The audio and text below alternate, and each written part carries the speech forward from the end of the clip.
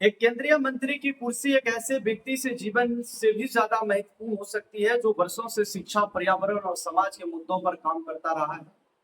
ये सवाल इसीलिए उठ रहा है क्योंकि प्रसिद्ध शिक्षाविद और पर्यावरण कार्यकर्ता सोनम वांगचुक पिछले कई दिनों से आमरण अनशन पर बैठे हैं। उनकी सेहत लगातार गिर रही है, लेकिन उनकी आवाज सुनने की गंभीर कोशिशें कहीं दिखाई नहीं देती।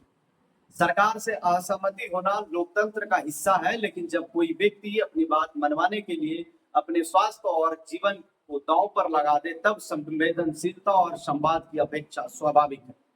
आलोचकों का कहना है कि शिक्षा व्यवस्था से जुड़े कई मुद्दों पर केंद्रीय एजुकेशन मिनिस्टर धर्मेंद्र प्रधान जवाब देने से बचते रहे। उनका कहना है छात्रों, युवा और शिक्षा से जुड़े सवालों पर सरकार को अधिक जवाबदेह होना चाहिए। यह अवसर है कि अब कई लोग पूछ रहे हैं कि क्या सत्ता का राजनीति जनता की आवाज से बड़ी हो गई। सबसे बड़ा सवाल सरकार से नहीं, जनता से है। अगर देश के लोग सचमुच मानते हैं कि संवाद होनी चाहिए, कि छात्रों, युवा और आम नागरिकों की चिंताओं को सुना जाना चाहिए, तो फिर इतनी चुप्पी क्यों? आखिर ये मौन किस बात का है? सोनम वांगचुक कई दिनों से अन्न का एक दाना तक नहीं खा रहे। उनका शरीर कमजोर पड़ता जा रहा है।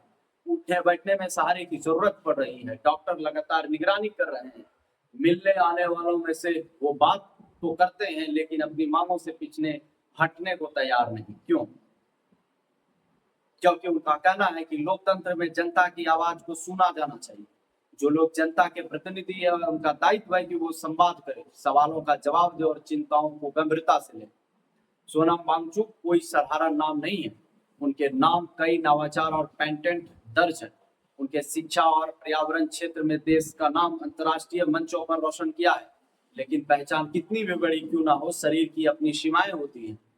आज वही सीमाएं लगातार परीक्षा में है।